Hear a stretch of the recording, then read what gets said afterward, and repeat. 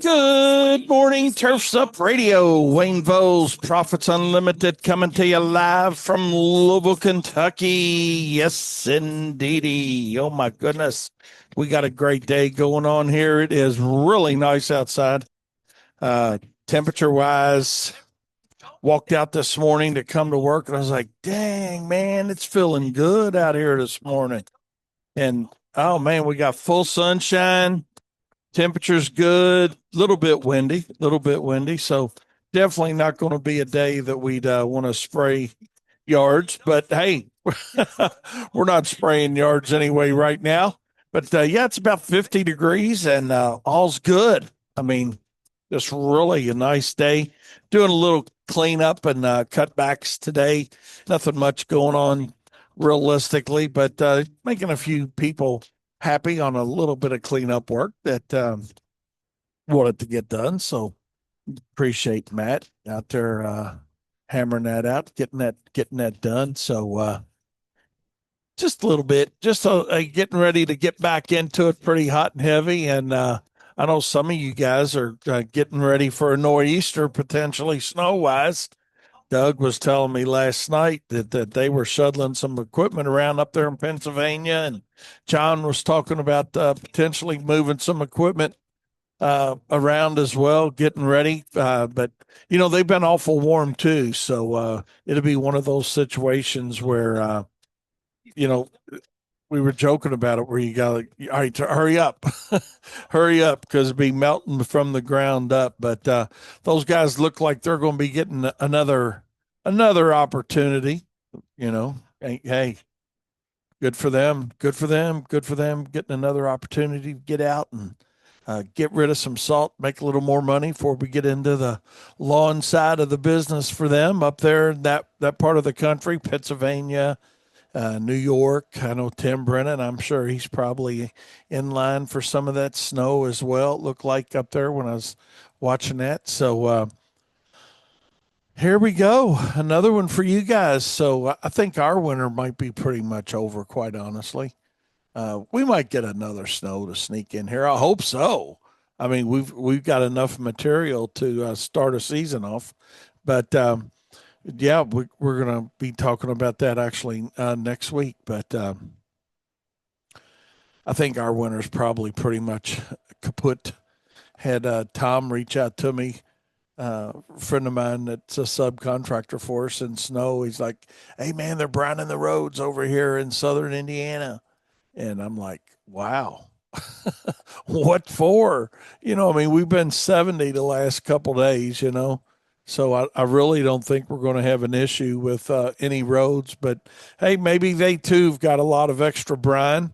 Even though we've had quite a bit of snow this year in our part of the country as well, just I guess replenishing that. But they're going to take and got the road sprayed over there. So I'm curious to see if our road department does anything. Talking about a little snow here, maybe Sunday morning and into the early afternoon, but I just can't imagine it being much other than on cars and rooftops and mulch, maybe.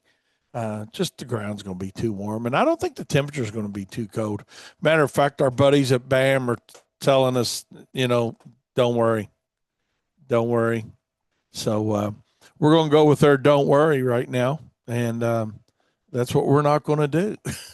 We're not going to think about it. We're always prepared, right? I mean, we're prepared in case something happens. We got plenty of trucks and plenty of material and plenty of spreaders and all that. And our trucks predominantly are still set up. We've taken the spreaders and plows off of I think two of our trucks, maybe three, but we're set up and ready to go. I mean, if we need to go out and do a little something, we're certainly in a position to rock and roll and get out and make a little money. So I hope we do. I'm not trying to say, hey, I don't want to do it. I'd love to get a salting in Sunday, quite honestly.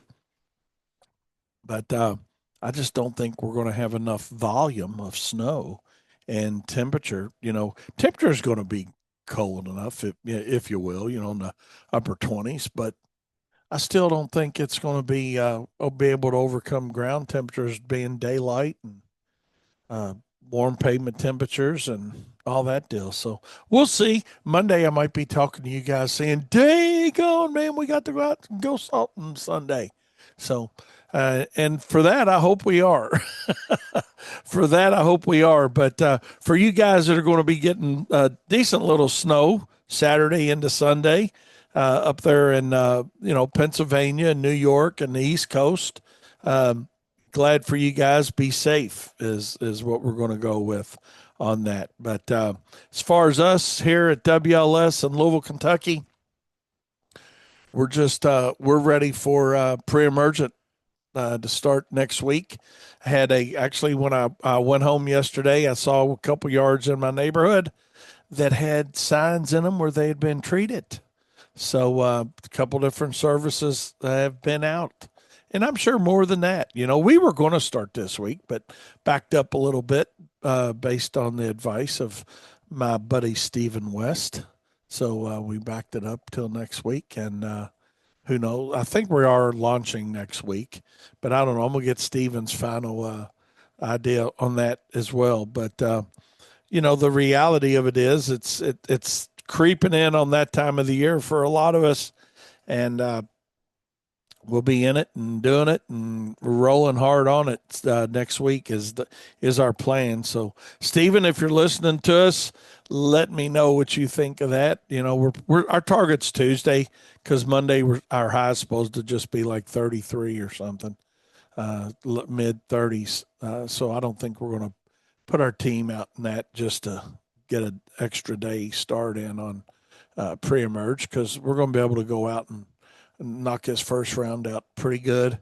We throw a lot of resources at it, and just to get that down and get started because everybody's like, when you coming, when you coming, it's that time of the year almost, and we'll talk about that side of it here in a minute, but it's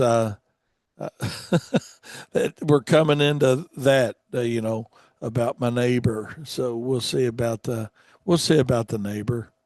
But other than that, this is our first Fish Fry Friday night for you Catholics, and I guess is it Christians in general that observe Lent and Friday, or is it just I think Catholic? Lent is a Sure. Christian thing. Is it I just? think I have to think about this every year. I know we do. Katie, do you know for sure? Is it no?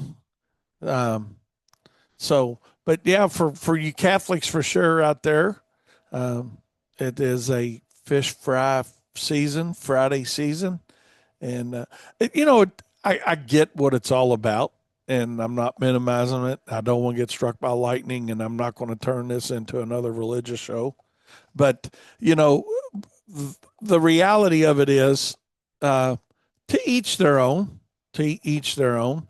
The idea of sacrifice, I get it, and but I never did really understand how you could. It's okay to go out and get a $50 lobster tail, but I couldn't have a 99-cent hamburger at McDonald's. You know, I think it's because they didn't have $50 lobster tail and 99-cent McDonald's back in back in the day. 2000 years ago. Too, so Daniel comes through in the clutch. That's probably true, isn't it? Yeah. Yeah. So I mean, I wonder what they probably ate a lot of fish anyway back in the day. Depending, I yeah, mean, on where they were, where they fishing's were probably a thing. But I think the point was more so fasting. fasting. Yeah. And So having meat was probably, so they like, were lack of meat was probably considered a harder fast. they were doing, yeah. I mean, there's you're right. You're 100% right on that. They were doing. It's not called fasting now when people do that to diet. What's it called? That's still called fasting. Is it? Oh, okay. They were doing that before it was cool. Then I guess, huh? Yeah. Or not cool, but Before it was a trend, like a health and fitness before it trend. was a health and fitness trend. But yeah, so it's Fish Fry Friday. So hopefully you got your fish location picked out for tonight, and figure out where you're going to go have your fish sandwich. And I know there's quite a bit of different opportunities here in Louisville. Almost every Catholic church has a fish fry. McDonald's, I don't know if they do it across the country or not, but here they do 2 fish sandwiches for $6, which that's almost buy one get one free kind of opportunity, you know. So good morning, Seth. Glad to have you with us, buddy. And but yeah, McDonald's is they're into their 2 fish for $6. Um, Mike said he's going to be fasting in place of fish. LOL. So There you go. there you go. So nothing wrong with that. So Seth, glad to have you with us, my friend. No problem last night. But Mike said he normally does the Knights of Columbus fish and fries. Ta-da! So, or fish fry, he said. So, anyways, yeah, I hear they got good fish too. I have heard that. Knights of Columbus and the Lions Club, and everybody puts their own little spin on their we call it batter, I Yeah. guess, that they fried in, and some even do baked fish. I think St. Gabriel by me that I think they do a baked fish as well. And oh yeah, and they started doing fish tacos, Fish tacos and shrimp tacos and uh like gosh, what not the oysters, oh, Yeah. road oysters. Yeah. Yeah. So, daggone. Yeah. So, I don't know. We're eating good in the neighborhood. So, have an opportunity to get some good fish and oysters or whatever it is. And let's see. Mike says they're changing things up a little bit. They're doing baked potatoes for those who don't want fish. Oh, there you go. Little sustenance. Little, yeah. And I guess carbs would fill you up. McAllister's has a good menu. Katie said for Fish Fry Friday. They have a good veggie chili, she was saying. So I bet that would be pretty good, actually. So I guess it'd be everything that's in chili other than the meat. So I could see where that would be pretty tasty.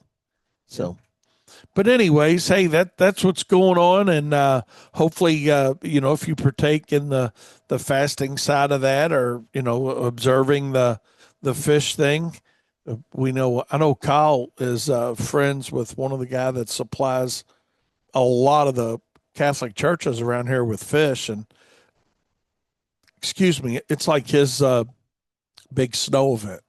You know how a lot of us that do snow and ice management like snow because it's very, very lucrative.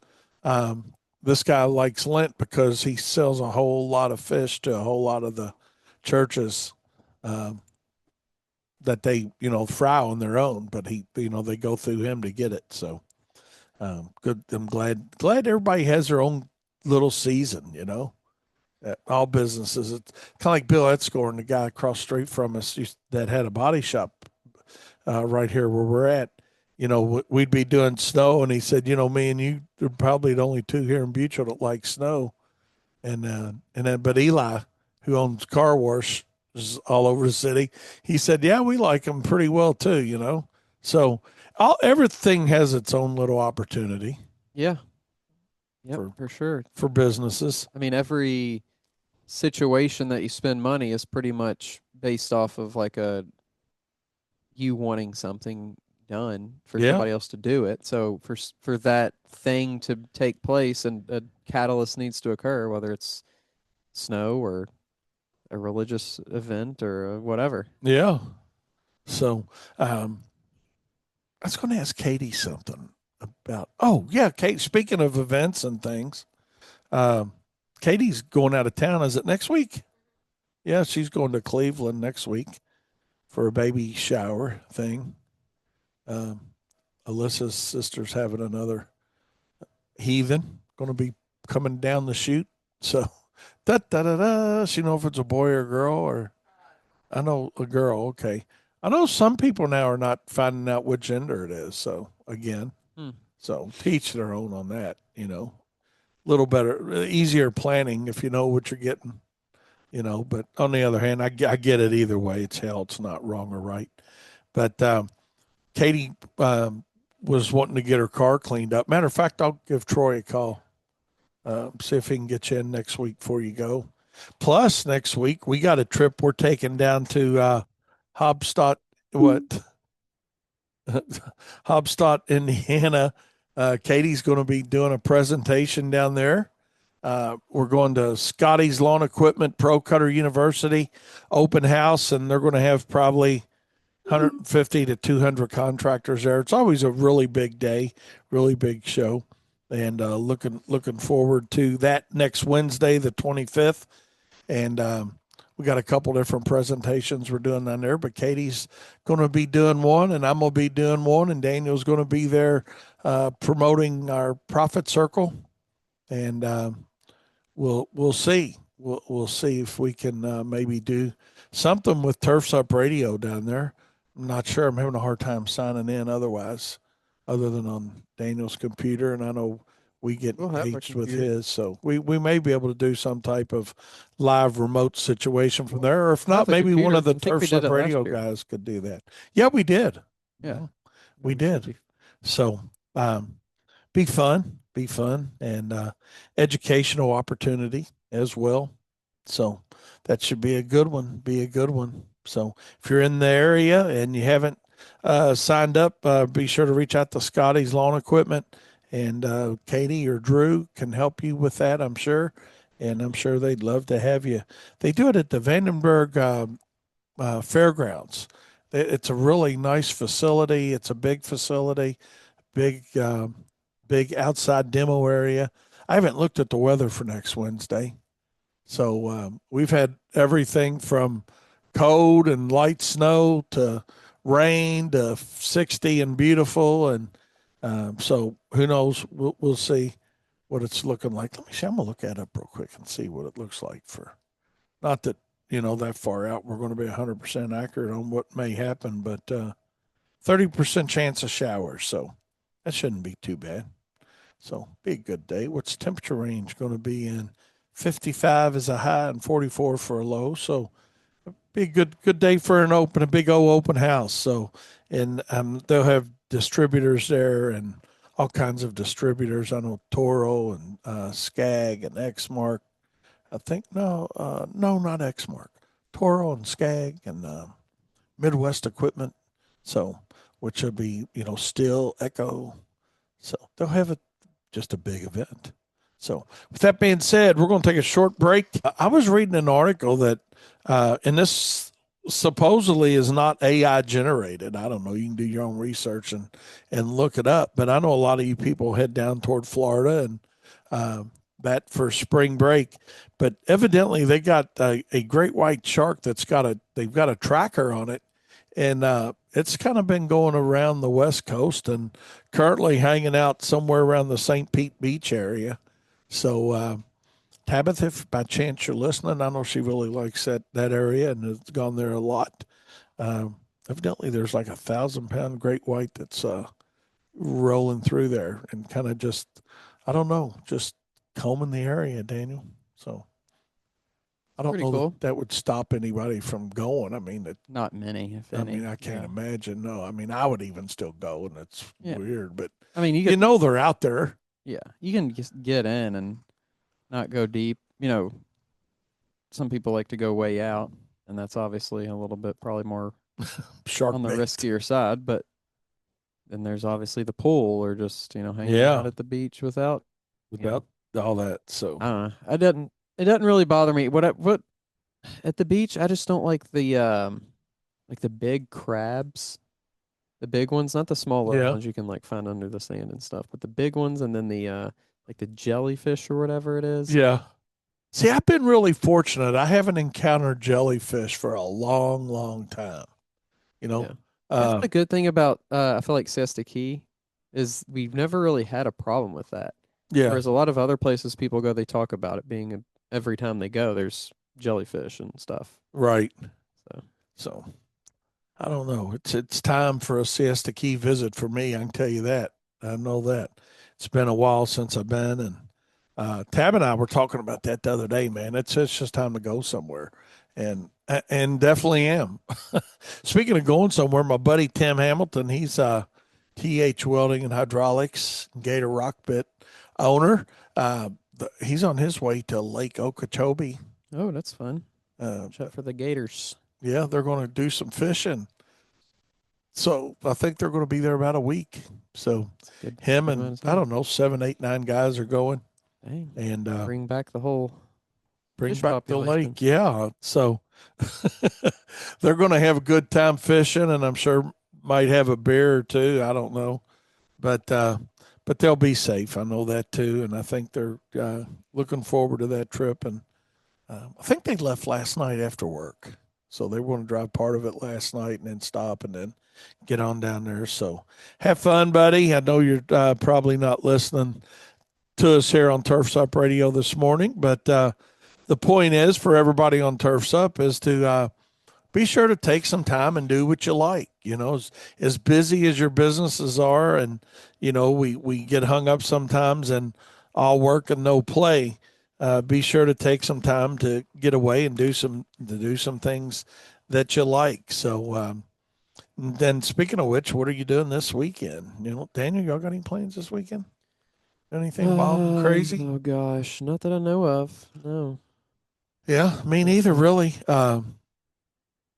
Nothing. May go over and watch Brooklyn play a little volleyball. Have not decided 100% because Tab and I were thinking about maybe taking a road trip, just a little day trip somewhere, Yeah, and you you know, should. There's a lot of stuff around it's supposed to be that decent, that you know. is And worth then seeing. yeah, next week we were talking about going down to Western Kentucky. There's a Rob actually got married down there. Mm-hmm. At that he had a rehearsal dinner. I can't Patty's or Pat's or something like that. It's on one of the waterways down there. I don't know if it's laying between the lakes or what it is, but they're supposed to have a nice little just area down there, you know. So Hmm. I don't know. It's time to do a little something. So I think that maybe we're going to bail out and do that maybe next week. We'll see. We'll see what goes on with that for sure. But one thing I heard this morning, and I'm curious, Mike or Seth or anybody else listening to us, if y'all have heard this or not. But Katie was telling me this morning that you weren't lying, were you?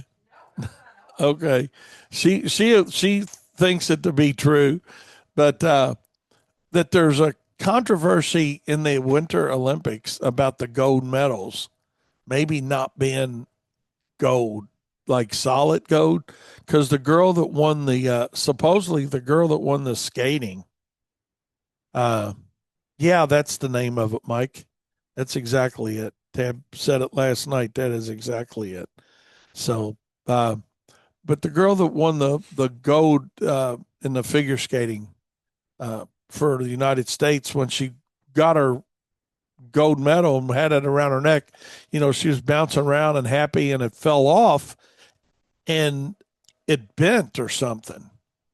And they're like, man, that should not have happened. So evidently they've opened up a investigation into the metals to see if they're actually solid gold or what the situation was with all the metals. So uh, surely they wouldn't cheat on that, right, Daniel? I mean, I don't know who's responsible if it's the for the for the medals, if it's the country, you know, that's sponsoring the Olympics or you know, or not sponsoring but hosting, or Hmm. if it's just a committee that does that. Probably a committee. You would think somebody. I Yeah. mean, that's got to I'm sure it's probably the, I don't know, committee, some kind of committee. something, I but do know that though stay each country tuned. has their own Olympics committee. Okay, So I don't know. I don't know how all that works though. yeah, I hear you. Uh, let's see. Mike says they are primarily made of sterling silver, at least 92.5% plated with a minimum of 6 grams of pure gold. The last solid golden medals were awarded in 1912. Huh. As of 2026, a medal contains roughly 500 grams of silver, 6 grams of gold, per the CBS News show. Huh. So maybe that's controversy has already been put to sleep. So Interesting. So, Seth, you can rest assured your buddy Mike is taking care of that for us, and I'll t- I'll I'll take. Seth just called you out, Mike. He said Seth just asked GPT. uh, it's a good thing you guys are friends, but oh my God, that's funny. But I don't know. Katie, did you hear me say that Mike sent us a thing that says they're 92.5% sterling and 6% gold. He said CBS put that out, so maybe they're already answering the controversy. But you still wouldn't think they'd bend when you if they fell on the ground. I don't know. I don't know. But anyway, let's talk about something about uh, my show this morning. Let's get into talking about looking forward to another season starting. Hopefully, you are. And are you ready? Ta-da! Are you ready? That's that song, right? Are you It's ready? yeah, Yeah. it's we ready. Are we ready? No, it's not R, it's Oh, we. It's not R, it's not a question, it's a oh, statement. we. Oh, it's we ready. Oh, okay. All right. Well, mine is a question. Are you ready? Okay. And then your answer would be, we ready. We ready. Speaking of that, hopefully you are ready. Hopefully you got your equipment serviced and ready to go. Um, got your accounts lined up. You know, we talked about retention on Wednesday. We're not going to go back into that today, but hopefully you know who's in, who's out. And or should be anyway. If you don't know that by now, you might be behind the eight ball just a little bit. I know everybody's market's a little different. Some of you guys are like, "Well, dang on, Wayne, it's only February 20th." Well, you know what? I want to know sooner rather than later on who's in, who's out, and if they're out, they're out. You know, I'm not going to cry about it. But what I do want to be able to do is have time to replace whoever I need to replace. And that's something. Uh, Mike said he's ready, just not emotionally ready. So there's probably a lot of truth to that too. Trying to get emotionally ready for that kickoff and that whole thing of going from not doing a whole lot to now we're off and running and rocking and rolling. So, but one thing I do want you guys to think a little bit about now is, you know, have you set any type of spring goals or summer goals for your company? In other words, not just income goals or account goals, but administrative goals. Like, oh, I want to be better at getting my invoicing out, or I want to implement service agreements this year, or I don't want to. I'm finally going to do away with all my biweekly mowings because Wayne's finally convinced me that that's not good to do. And no, I don't want to convince you guys of anything. I just want to give you my experiences and let you make your own decision on things. But yeah, so goals, very, very important, and I mean, there's a million things to talk about when it comes to setting goals and achieving goals and the plan to achieve the goal and the willingness to make some changes along the way, the direction. But Mike says his goal is simply this year to be a little better in all aspects than he was the day before.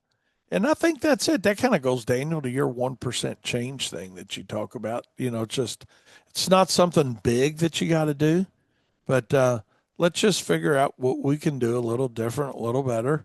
And how does that work? Um, was Mike said, and here, and Mike, it's funny that you send this because I was going to talk about this exact thing. Um, when you go about setting a goal for yourself and your company or your team, whatever, it was just setting goals in general. You want to make sure that it's a realistic and achievable goal. You know, that's something my dad taught me a long time ago. And I know there's all kinds of acronyms out there about SMART goals being what specific, measurable, achievable, realistic, and what time tested or something, time bound. There's lots of different acronyms that get thrown around with goals, but the reality of it is, let's keep it simple, right? Let's just say, hey, let's see what the target is. Don't make the target too easy, but don't make the target too hard. And then how are we going to achieve? How are we going to get the target? How are we going to hit the bullseye or come as close to we can in the bullseye? And a lot of times that means, having a plan in place that needs to be adjusted as time goes by. So what I mean by that is, if you have a 30-day goal, you're not going to have a lot of time involved in adjusting the methodology in which you're going to achieve that goal. But what you are going to do is you are going to have some adjustments within that 30-day time period.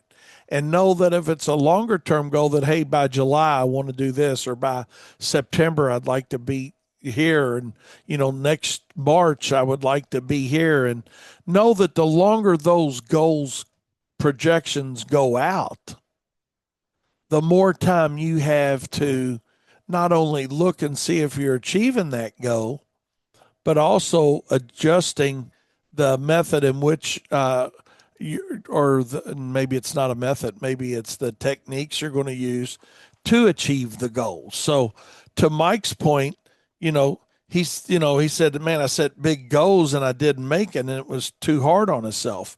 That was something my dad was really big on, and that was, saying, hey, make it a challenge to get there, but make it achievable to get there as well. Because if you're constantly in other words, if I said, hey, I want to double my business this year, well, where we're at business wise, I'm not so sure we could double our business in a year effectively and efficiently, unless we used acquisition.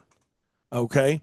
But on the other hand, you take a smaller company that's 20 accounts and maybe they want to go to 40 accounts, then that could be an achievable goal, and still not easy, but an achievable goal. So the point is, don't make things too hard on yourself, that no matter how hard you work at it, or whatever the plan is that you have in place to try to get there, make sure that there's a possibility that you're going to be able to satisfy that goal.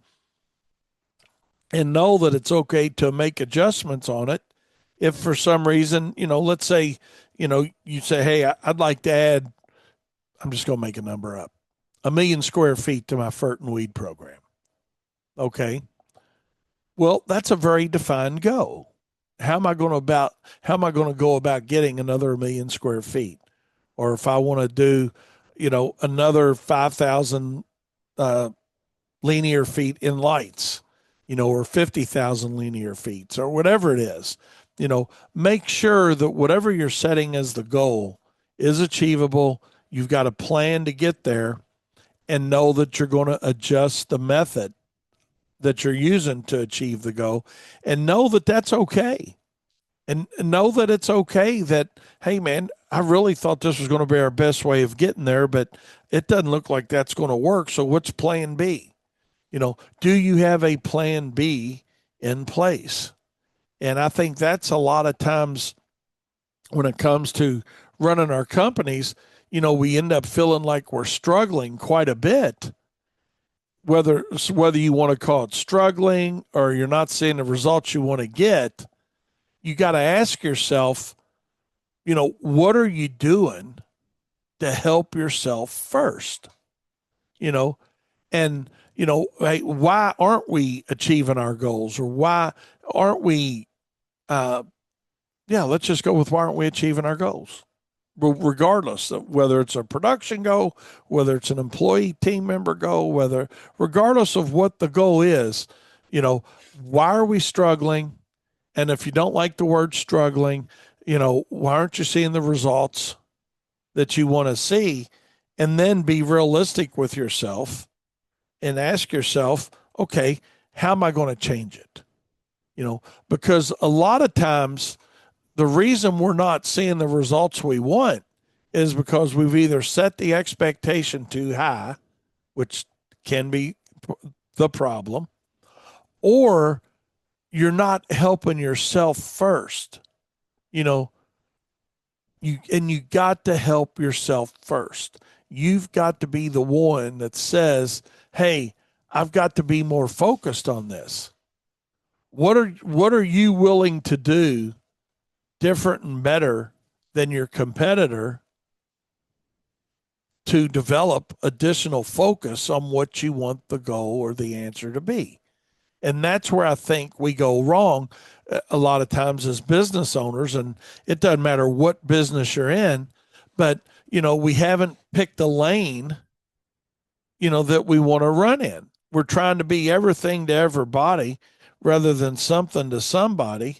And it just becomes more of a problem over and over and over because we haven't defined or we haven't narrowed in our focus on what that client looks like that we're after. If we're going after, hey, I want 1,000,000 square feet more in fert and weed, or 1,000,000 square feet in mowing, or the amount.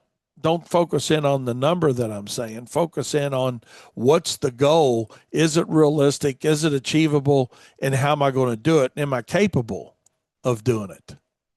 And not from a capability standpoint of achieving the goal, but hey, once I get there, do I have the resources in play to service that additional square footage that I want to service?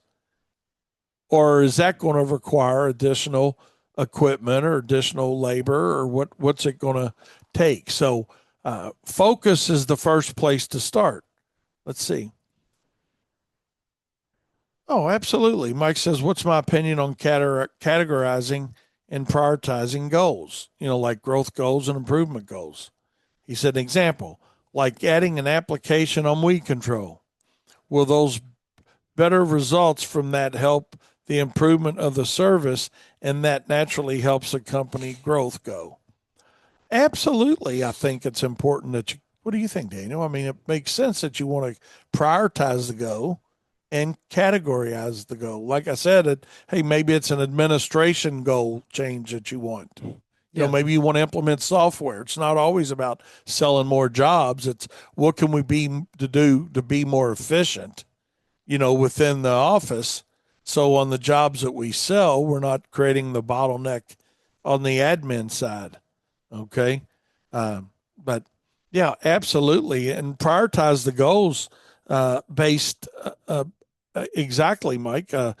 Certainly prioritize your goals on, hey, first they're going to be time goals, right? Your closer goals. In other words, let's say in 30 days or 45 days or 60 days, I've got this go. In 2 months, I've got this go. In 6 months, I got this go. Those are going to be the way you're going to prioritize the importance of achieving those goals in a shorter time frame. Now, if you have two goals that are, say, hey, in 6 months, I want to have, let's use that same example, just to keep it simple.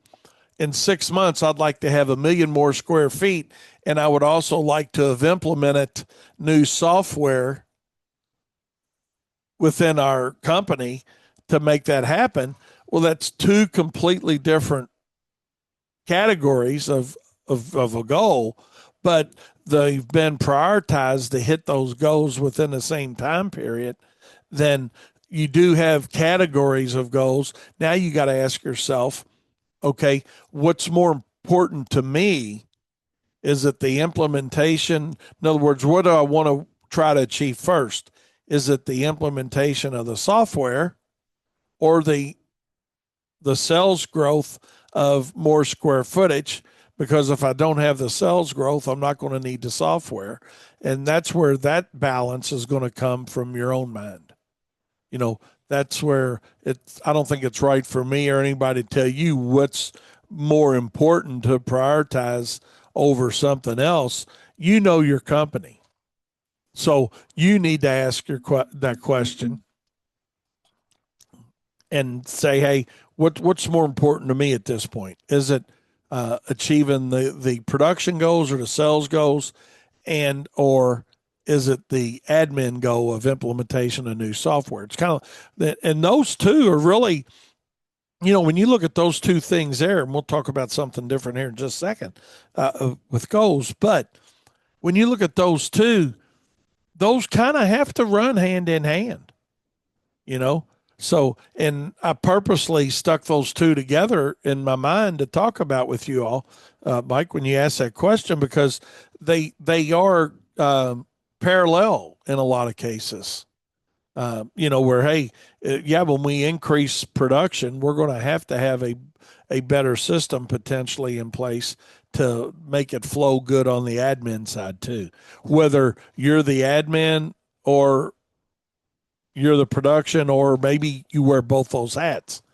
And the smaller your company is, the more important it is that you have these certain efficiencies in place, because the last thing you want to do is waste your time on the admin side. It's well worth the money to speed up the admin side and use your time where it's more effective, and that's in the production end. Now, let me say this too. I want to make it very clear that I'm not saying production's more important than proper they're not principles. What are they? Systems. Proper systems in place within your office structure, if you will. Okay. I'm not saying go out and work, and not have a good way to do the billing and keep up with the billing and get paid. I'm not saying that at all. What I'm saying is, when you're a smaller company, if you can get engaged with some software that's going to, hey, when you complete that job, that software generates that invoice, or your invoices are generated once a month. You're on a monthly billing with your customers, let's say, a flat rate monthly billing. That's one of the easiest ways to free time up that you'll ever do within your business, is go to flat month contract billing, flat rate. And it doesn't have to be 12-month billing. It can be 12 months. It could be 10 months. It could be whatever number of months you want to set it up on, but not having to do a per occurrence billing and tracking individual services one at a time. It's fun and it's busy work, but my God, can it get repetitive? But if you implement the software that's going to make your life easier on that, that's why that could be a very time sensitive goal. That, hey, yeah, let's go ahead and get that implemented. That's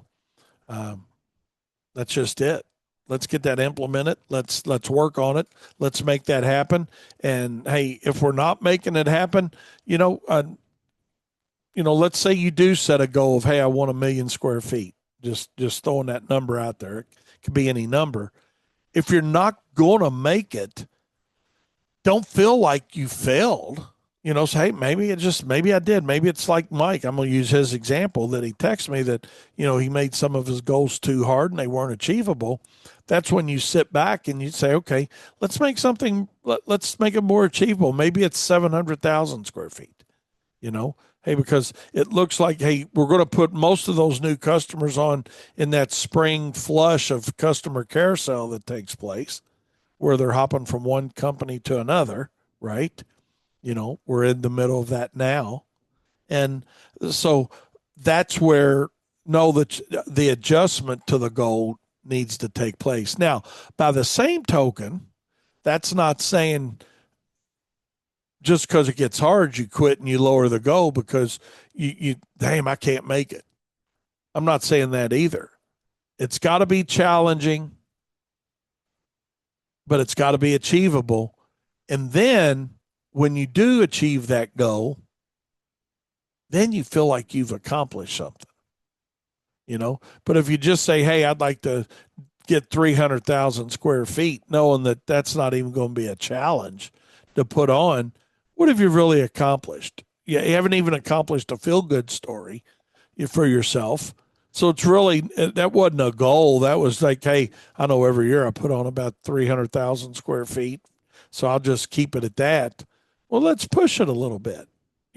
Take and push it a little bit, and then ask yourself, what are you going to do to make sure that takes place. So I know that was a long answer to a simple question, but it doesn't have to be as convoluted as we make it a lot of times when it comes to our businesses. What it really amounts to is, when we feel like we're struggling or we feel like things are going hard or we're not seeing the results that we want, a lot of times it's focus or lack of focus. So, and how do we improve on that? Education and training and role playing.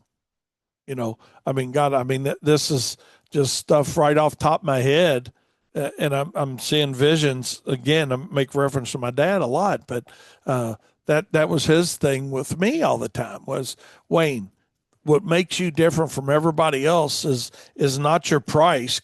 Don't let that be the differentiator. It's training, education, and role playing. And when we look at training, education, and role playing to make us better professionals, what does that really do? What's that really do? What that does is that helps us beat the three big things that are taking us out of business as an industry, and that's training, pricing per profit, and customer service and retention. Lack of training, because, oh man, I ain't got time to do that. I need to go out here and do some more work. Pricing for profit, not understanding what your profit margin is or what your costs are. Let's just work with what, hey, you don't understand your break even point. And then customer service and retention. Your customer base is not loyal because you're not doing the quality job that you want to do because you got too much work and not enough daylight. We solve training, pricing for profit, and customer service and retention problems with training, education, and role playing. Train yourself on what makes you different. Educate yourself on, hey, what are my true cost per hour of operations? And now I can determine what my selling price is. And then you sit down and you role play it with somebody before you go out and you sell it. It's just that simple. It's not hard. We make it hard. And that's what I want to ask you is, do you sit down and do you role play with somebody? And I can hear you guys saying, well, hey, man, I got 20 years experience or 10 years experience. I don't need to role play. It's the stupidest shit I ever heard. Well, no, it's not. Hell, my dad, when he was sitting in the same office we're in right now across from us, he was, 80 years old plus, and we'd still role play. We'd role play scenarios. We talk about it in here, and I know Katie and Kyle and Daniel, they hate it as much as I hated it with my dad. But the reality of it was, when you get out there and you're talking to John Q. Public or Susie Q. Public, whoever you're talking to, when you've sat down and you've role played it enough times over and over and over and over in your own office or at your own house with your spouse or significant other or a friend, then when you have these objections that come up out in the real world, it's not the first time you've heard it. You know what your answer is going to be. So, when we look at why we're struggling and, why we're not maybe seeing the results that we want to see, it's because we're not focused. We're not properly trained. And I want you to take that to heart. Okay. Don't get your feelings hurt. Take it to heart. Ask yourself, what can I do different and better? Because I guarantee you, every one of us can do something different and better. And how do we get better at something? As we practice. And practice in sales and practice in business is role playing. That's just it. And do you really know what you do different and better than your competitor? Or do you just say, hey, well, we're better than they are? Hell, did you ever see those guys? Well, yeah, that's cool that you know that about them, but know what you do, what they do.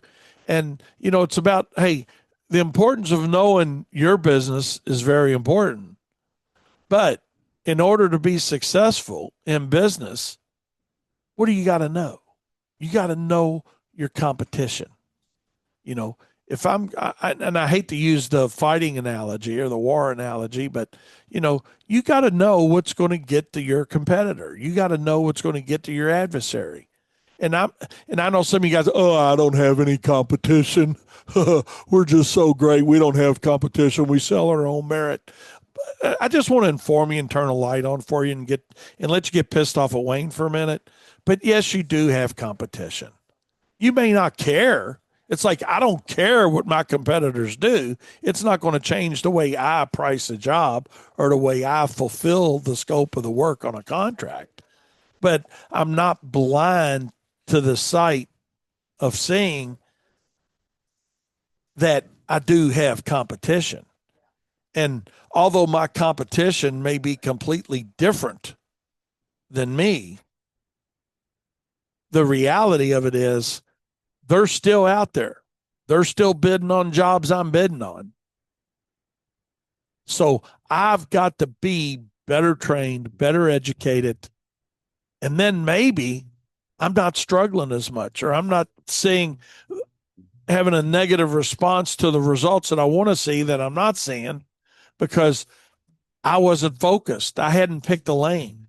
So take the time to focus, take the time to train, educate, and role play. Marketing is always important. I know some of you guys think it's not, but you'll grow up one day and understand that marketing is very important. Marketing and branding, even as a one truck operation, is very important. I'm not saying you got to go out there and do a ton of advertising and get on more work than what you can do.